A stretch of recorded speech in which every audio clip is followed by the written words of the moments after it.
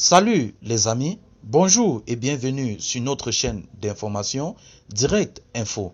Alors si vous êtes nouveau, abonnez-vous sur la page et surtout activez la petite cloche de notification pour ne rater aucune de nos épisodes d'information. Eh bien les amis, avant de commencer, nous tenons à vous rappeler que toutes les images que nous utilisons dans nos différents épisodes d'information sont à titre illustratoire. Alors nous vous implorons de rester polis et courtois au niveau de vos commentaires, sous peine de ne pas les voir supprimés. Merci et bon visionnage. Alors les amis, nous allons prendre le pan aux côtés du Mali, où les autorités maliennes sont favorables au maintien de la mission de stabilisation des Nations Unies au Mali dans le pays, mais s'opposent à ce que l'armée de l'air française la soutienne dans l'espace aérien national. C'est ce qu'a rapporté le site d'information malien à Bamako, citant Abdoulaye Diop, ministre des Affaires étrangères et de la coopération internationale du gouvernement de transition du Mali, qui a tenu une réunion avec les ambassadeurs étrangers cette semaine. Alors les amis, face à cet extrait de texte venant du Mali, il est bien clair que le colonel Assimi Goïta, chef de transition malienne, voudrait que le Mali ait sa propre autonomie, non seulement sur le plan sécuritaire, mais également sur le plan économique et sur le plan diplomatique. C'est la raison d'ailleurs pour laquelle il se migre dans cette position où il s'oppose à ce que l'armée française, notamment Barkhane, puisse la soutenir dans l'espace aérien national.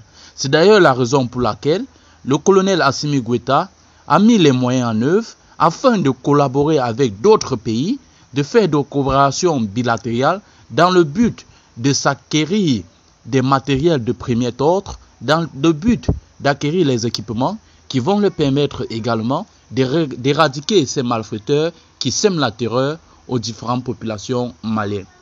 En effet, il a déclaré que le Mali reste favorable au maintien de la MINUSMA, mais que l'ONU devrait tenir pleinement compte de l'opposition des autorités maliennes au soutien aérien de la France à la mission de l'ONU, rapporte le TASS.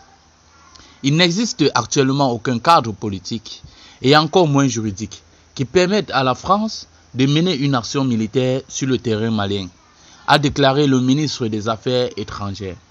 Le mandat actuel de la MINUSMA, qui a été établi au printemps 2013 par une résolution du Conseil de sécurité des Nations Unies, expire le 30 juin de cette année. Le Conseil discute actuellement de son éventuelle prolongation. La MINUSMA compte actuellement 15 000 soldats. En effet, les relations entre le Mali et la France se sont considérablement détériorées depuis fin 2021, après les propos jugés inacceptables des autorités françaises à l'égard des autorités maliennes. Depuis, la France a décidé de quitter le pays. Un responsable a même appelé à fermer l'ambassade de France. Qu'on ne mette un terme entre notre diplomatie et la diplomatie de la France, parce que ça ne servira à rien. Nous n'avons aucun intérêt à continuer avec cette diplomatie. Le fait que nous pouvons déjà sécuriser notre territoire, le chapitre 7 ne sert à rien, dit-il encore en rien. Donc le mandat de la MINUSMA n'est pas à renouveler, a affirmé Aboubakar Siddiq Fumba aux membres du CNT. Alors, chers amis, nous venons par cette note vous faire comprendre en effet que, malgré tout ce que la France prend comme disposition, le Mali reste engagé à séparer ou du moins à arrêter cette coopération dans le cadre diplomatique et aussi également dans le cadre sécuritaire, mais engage tout Français qui essaierait de franchir cette loi. D'ailleurs, le président Assimi Goïta se migre dans une autre coopération avec d'autres pays qui vont permettre à ce que le peuple malien puisse non seulement retrouver sa souveraineté, mais également retrouver sa liberté. En effet, à la mi-juin, les soldats français ont remis aux mains de leurs collègues maliens la base de Menaka, située dans le nord-est du Mali. La base habiterait également le stationnement des contingents de la force européenne Takuba. Ce contingent est constitué de plusieurs centaines de militaires. Cette information intervient dans le cadre du processus enclenché depuis quelques mois pour le départ des forces Barkhane. Alors les amis, si vous avez aimé cette note d'information, n'oubliez pas de laisser votre commentaire. D'ailleurs, nous venons dans le but de faire une analyse dans l'approche tant que politique, mais également une analyse tant que diplomatique.